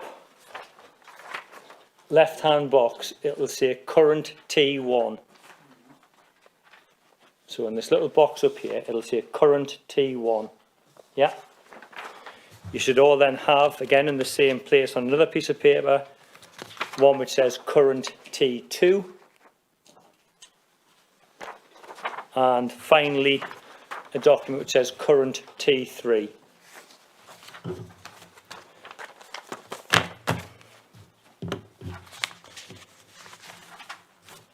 Okay. So as I say, what we as a county council have the ability to do under the Act is to actually set the fare tariff. And this has obviously been an iterative process for many, many years, and tariffs have changed over many, many years. If we talk about document 1 first of all, I'm just going to talk you through that because this hopefully will make a little bit more sense as we go through. So document 1, which is our current tariff, you will see there we have tariff 1, which talks about the first 500 yards, etc., etc. And then you'll see tariff 2 between 11 p.m. and 7 a.m. So a slight omission. Tariff 1 basically applies from 7 o'clock in the morning till 11 o'clock at night. So that's the daytime tariff, tariff 1. Tariff 2 is the one which applies from 11 o'clock at night till 7 o'clock in the morning. So a bit like I was saying before with the nighttime economy, that tariff will be generally, well not generally, will always be higher. And then you have tariff 3, which is a separate tariff for specific days of the year there in terms of Christmas Eve, New Year's Eve, etc., etc. There's then a range of other charges on there which applies to tariff 4, 5, etc., etc. The way the tariff works, if you're not familiar, is when you get into a Hackney carriage, there will already be a figure on the meter, often referred to as the flag, but that is the figure on the meter. And what basically happens is you are paying that set amount for a given distance of travel. And in this particular case, or in our current particular case, if you pay £2.50, you will travel for 500 yards. And at 500 yards, the meter will click over. And our tariff has always been set. I accept that it hasn't been done the way Digitax have done it with the examples. It's always been set that when it clicks over in 10p units.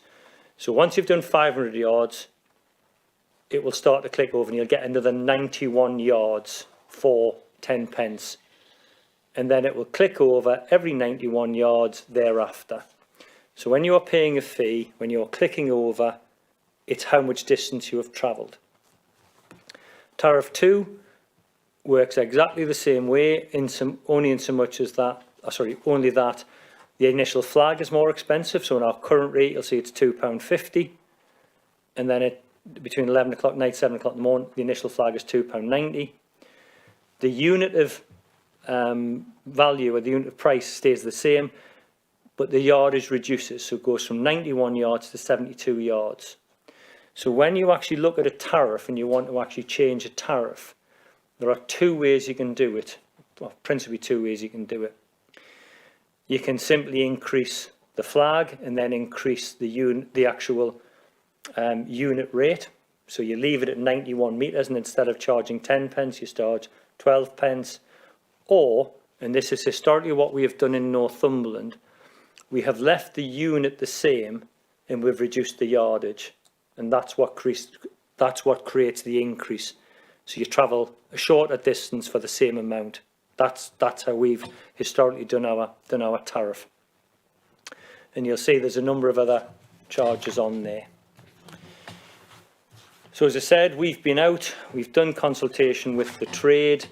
Now I stress that has been very, very light touch consultation. There has been some comments about it because we only did it for about 14 days to 16 days.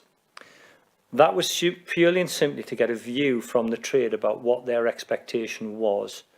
We didn't receive a high number of responses to it, and that may be because we didn't allow a lot of time. There's only 65 responses, and that may be seen as criticism.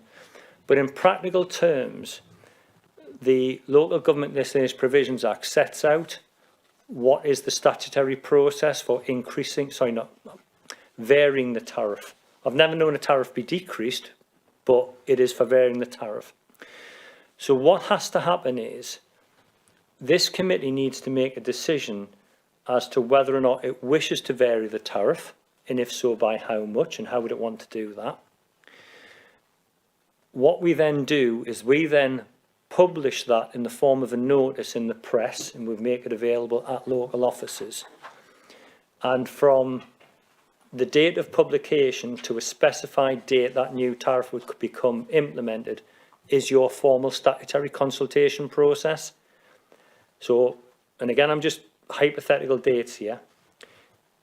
If we said today, or sorry, not we, you agreed today that you wanted to vary the tariff, and we came to a decision about what that would be, we would then agree a date, and I am going to suggest the 2nd of May, by which date that tariff would come into effect. It would then be published, and comments would be invited. If no comments were received, that tariff would automatically be implemented on the 2nd of May. The trade couldn't operate it until they had had their meter recalibrated to reflect the new rate. If, however, between now and the 2nd of May, we will receive representations from somebody challenging the actual proposal, and that representation wasn't withdrawn, we would then have to actually consider the representation and then set a new date within 2 months of the 2nd of May when the tariff would come into effect. So in practical terms, what this basically means is you will be asked to consider whether or not you wish to vary the rates, if so, by how much, when you would wish to see a new implementation date, and that becomes consultation. If there is representation received, we would then bring it back to the committee, and then the committee would then decide whether or not it wished to amend the original proposal or implement it as it was without change, but it would have to come back here if there were any representations. If I pause there for any questions, Chair, just on the sort of process, and then I'll tell you what we've done in terms of the tariff. Are there any questions? Councillor Gallagher. Just one question, Phil. You said that there was a way of reducing, in the past you've reduced the yardage. What was the yardage, if you could go back over maybe I'm just trying to understand the initial drop down to 91, and if we were to discuss it being dropped again, the comparison of what was the effect prior? It would depend on which zone it was, because the last change in 2018 amalgamated the zones, so it might have been a significant change in the Berwick area and not so much in the Blythe area. They were all increased, but it increased at different levels across the zones, so I really can't give you an answer to that one.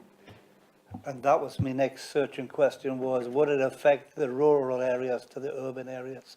So obviously it would. And same again, I'm coming back to my point again about transport for Northumberland. It's just having that clearer picture of past end to where we are now to the next step. Tasman's absolutely correct. I mean, there was a rationalisation exercise, and in some areas the impact or the increase was relatively small, in others it was relatively large. I'm not even going to try and, comment upon memory, as it were, but it was seen as sort of, again, going back to this whole Northumberland taxi licensing issue, it was seen as probably unfair that you had different rates in different parts of Northumberland, so that the travelling public didn't know what they were being charged in any one given location, especially visitors to Northumberland, that it didn't appear consistent. So I think we would accept that whilst there was an increase in all zones, it was of different levels at the time. I think the only further comment I've made, Councillor Gallagher, at the time was, it's probably a bit like the Chair said on a couple of occasions, that was fully debated at the time, and there'll be an argument for why we should do it, an argument for why we didn't. It just happened, no, it didn't just happen. At the end of that debate, the decision was to actually rationalise all of those. So you will find, and it's the point you've made, that in some localities where you've got more regular frequent journeys, so you are benefiting from the flag fall as well as the journey, your journeys may be more profitable where if you're doing shorter, longer distance journeys. But I think that's just one of the issues of having the 6 zones and, you know, operating across Northumberland. There will be differences in certain locations. Thank you. Anyone else? Any questions? I thought it would Chair, come. Councillor Wallace. sorry, Chair, in response to Councillor Gallagher there, it's a bit like fuel costs, isn't it? We heard this morning there's a garage in Ashton charging 196.9 for diesel. And I heard earlier in the morning that it was about 175 in Alnwick, and I thought it would be the other way around. The point is, Brian, these are the maximums a Hackney can charge. So in Rothbury, for example, the regular client picked up every Monday to take shopping, they'll have an arrangement. That's the maximum if you put the meter on. My question is, Chair, when this consultation took place, we were in the land of normal in comparison to living costs. Today, we are not. I've just mentioned how much diesel is at 196. I know Phil hasn't took one to the flagpole yet, but those flagpoles will not cover the increase in fuel, never mind anything else, because when that vehicle has a fault, the mechanic's going to want more because it's cost him more to get to work. That's if he can get the part, which has cost more to be delivered. I think this is the wrong time, Chair, cutting a long story short, but I would like to hear the full presentation. I just really think this is the wrong time. And I think if that consultation was taking place with the trade in 2 weeks' time, you'll get a different feedback to what you've got here. But that's just a personal thought, Chair. Thank you for that. I think just as an observation or stroke comment in terms of responding to Councillor Wallace, I think it is, like I said before, there will always be different views. I mean, we haven't had a high consultation response, but it was a light touch consultation. And I say there's an argument to say we won't know the full view of the trade until we do the formal consultation. If there is an ambition to sort of vary the actual tariff after today's meeting. I think we are finding ourselves in very exceptional times at the moment.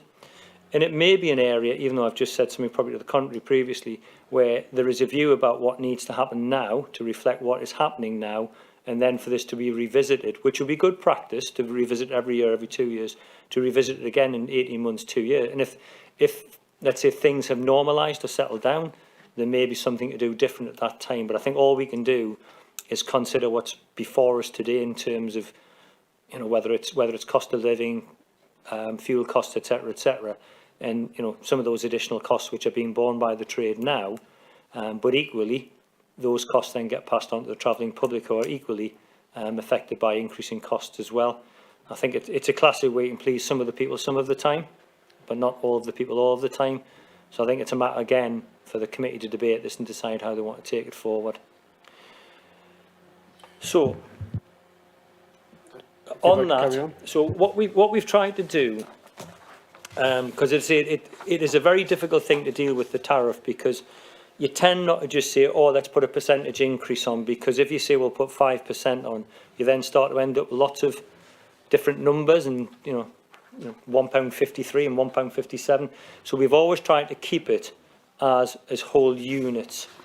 And they say the report does give the option, you know, to look at things by distance, or you know, and or separately to deal with the flag. So in this report, you can change the flag and change nothing else.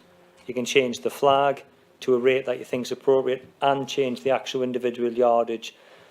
What I would say is, I think if you believe there is a percentage increase that you want to try and achieve, it then may be a case of then delegating to the officers in consultation with the chair what that final tariff would look like, because we'd need to work that through. And I think what I would say is, if there is an ambition for a percentage increase which you know, as one of the examples we've used, we would probably then seek to actually round that up or round that down, just to try and keep it within the units we've used in the past. So looking at the document which has got current T1 in that top right hand box, what this document tries to show you, and if I do this from left to right, this column here is our current tariff 1. So you will see in there in the top box, the flag fall is £2.50, the yardage is 500 yards, and then what you'll see down below here in the box beneath in the same column is that's the charge per mile. So if you move across from left to right, you will then see what happens if you apply a 5% increase to that tariff. It's just a simple way of showing you the difference. If you apply a 5% increase, you will see that the actual mileage goes up from £2.50 a mile to £2.60 a mile, and so on and so forth. Equally, the tariff goes up from £2.50 to the flag goes up from £2.50 to £2.60. And then again, it's the same in column 3. What happens if you apply a 10%? In each of the documents you've got, simply show the same thing, but for each of the current tariffs. So that's tariff 1, the one which is tariff 2, which is the one which operates between 11 o'clock at night and 7 o'clock in the morning. It shows the same impact of a 5% increase and a 10% increase. And tariff 3 again shows you for those Christmas periods. Surely the 10% increase can't be correct. It's a typo, Chair, in Where? the flag fall in column 3. In which one? Therefore, Column 3, it says 275 should be. flag fall of £275. Should be £2.75, and it affects that Yeah. column there as well. It should be, sorry, yes, the decimal place has been put in the wrong place. Apologies. For ease, I'm not going to name who we actually got to do this. But yes, it should be £2.75. So that's, this, if you like, is very much indicative. It's not possible for us as officers to say, well, here's every permutation that you might want to see, because what we'd have to do is say, well, we'd start at 91 yards and go to 90, 89 yards, etc. So I think what we're asking of yourselves is, obviously, to consider the report that's presented to you, and I think based around, you know, those examples, I think determine what you think is an appropriate level of increase on a percentage, and then what we will do is convert that to an actual change by yardage. Do you want to add anything, Tasman? Sorry. Okay, members' thoughts?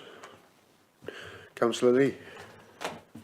Just on the taxi fares, you said it normally gets increased the maximum. What is the maximum increase you can have? Oh, so apologies if I've confused there. Oh. Not be unusual for me. We can set whatever tariff we want as a local authority. When we set the tariff, what we are doing is setting the maximum amount that can be charged by the driver.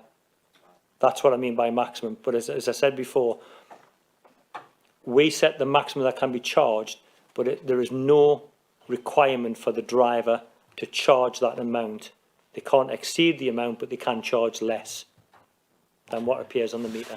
It's just obviously with what was agreed earlier with, you know, maximum age on the taxis and, you know, a minimum age. So everyone's going to have to go and, if they're a new taxi driver, go and buy a brand new wheelchair accessible vehicle that's less than 4 years old, really. I would imagine the taxi traders will have to try and generate a lot of additional income to meet the climate change regulations that you're looking to put on them there. I presume so, but there again, if we don't increase the fares slightly, if we increase too much, taxis won't be ordered, they won't be used. Quite frankly, people will walk, I think, instead. But inflation's what, 7%, 10% is 10.2 at the minute, so it would have to be quite a sizable increase. Well, hopefully inflation will come back down eventually, but we don't know what's around the corner.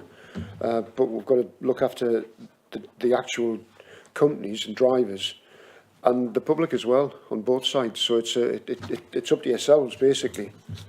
So I'm throwing it open. I think Councillor Gallagher's wanting to speak.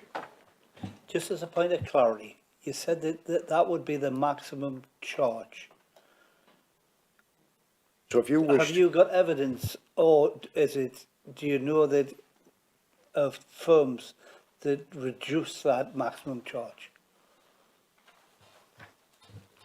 So again, I'll just restate what I said before. Maximum charge technically or legally within the zone, that is always the case with this. I'm not close enough to the operational side at the moment, but I mean, I do recall, and again, I'm going to bring Tasman in here, we actually used to receive quite a lot of complaints from the trade that certain operators were advertising they were charging a lesser amount, and that was about trying to corner the market or get more competition. So we actually have had examples where, yes, people were definitely charging less, and actually certain aspects of the trade complained because they weren't happy with what their practices were. Tasman, are you with anything on an ongoing basis? Not on an ongoing one. We've had less of them recently, so I don't know if that's because everybody's charging our current maximum, but I wouldn't know that. We haven't had any complaints recently at all. However, responses to the consultation may enlighten you on those matters. Yeah, and that was the point of clarity, that, you know, there's always a chance that somebody could charge you less, but in these difficult financial times now, people are going to charge you the maximum. And I'm just wondering if we could set at the maximum, so that there's a little bit more clarity in respect of the charging. Because I just see that there could be, and you know, we had the ice cream wars up in Glasgow, we're going to get the taxi wars down in Northumberland. Is your question, can we set it as in this is the tariff you will charge and nothing other than that? Is that your question? The answer is no, legally we can't do that. I think when you look at the world of taxi licensing and you look at the world of the High Court and case judgments, taxi licensing's probably got more than most actually. So whilst we deal with it, you know, whilst we've got legislation, it's the classic whereby, you know, government may develop or the legislation, it's a matter for the courts to apply that legislation or interpret. And all of these areas have been subject to case law in the past, and it's been quite clear for many, many years that whilst you can set a maximum tariff, you cannot impose that on the trade as what they must charge. It is simply a maximum. any more comments? None? Could I have a proposal then to, sorry, Councillor Sharp.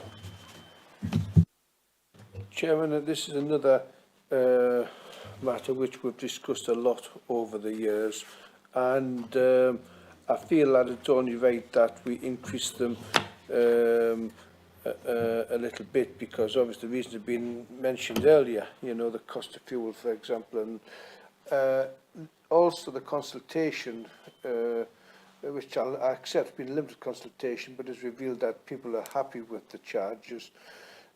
Tasman has said that the trade in general is quite happy with the charges, no real complaints. So I'm going to propose that we go with the charges, and I move the recommendation. Sorry, on the item number, item 1, sorry. To increase all tariffs or specific tariffs by a percentage? Yeah. Yes. Are you proposing a percentage?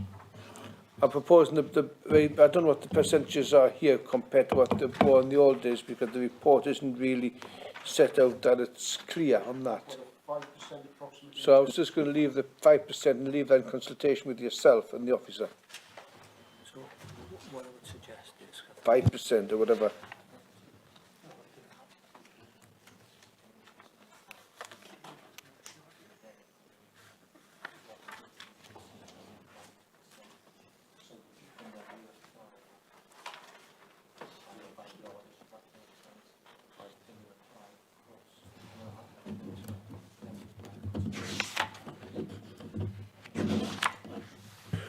what Phil's suggesting is the proposal is to increase all 6 tariffs, first of all.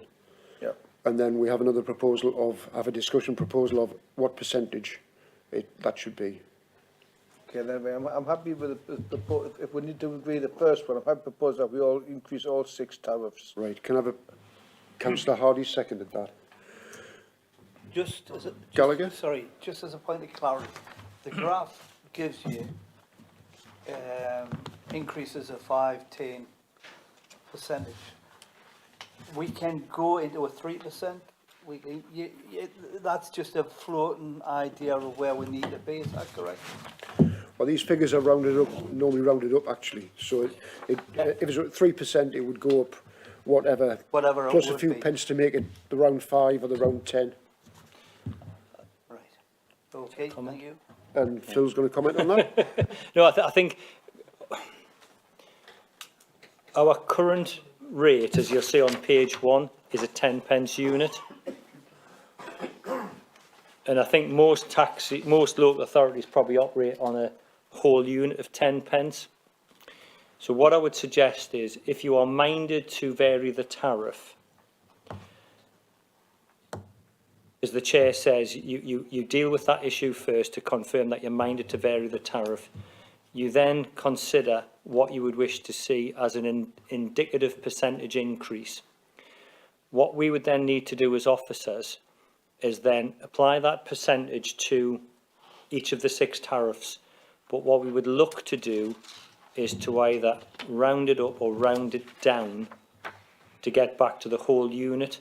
Because what you're going to, hypothetically, if you say you want 5%, we'll have to work that 5% out as an actual change in the yardage travel, if that makes sense.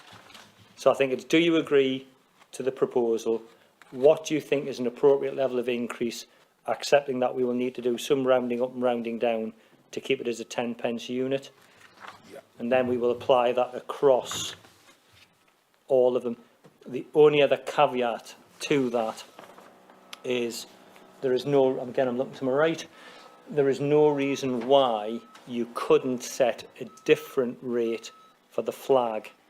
So whilst all of those have been applied as a 5% increase, you could theoretically say, well, I want to increase the flag from £2.50 to X, and then I want you to apply a percentage thereafter. So you could deal with them in 2 different parts. It is probably simpler, though, to just to deal with it as a percentage increase across the flag and the actual reduction in yardage to give the increase in tariff. Yep.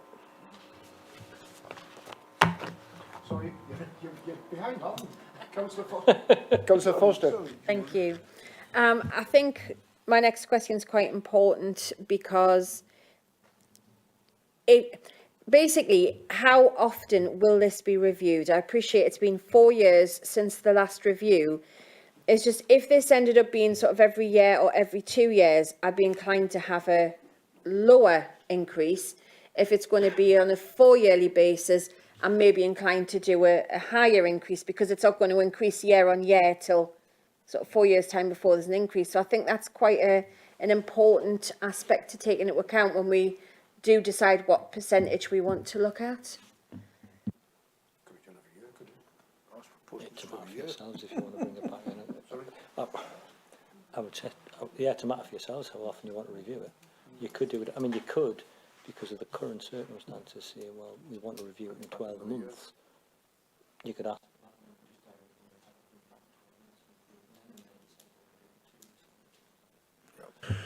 I'm advised that we can do it really when we wish, so it could come back in a year's time if things got worse, or if it got better even. And something may happen, it may be decreased. I would love to think that happened. So it could be done any time. Yes. If I can just come back on that then. So I think whatever's agreed today, it's not just going to be the percentage increase.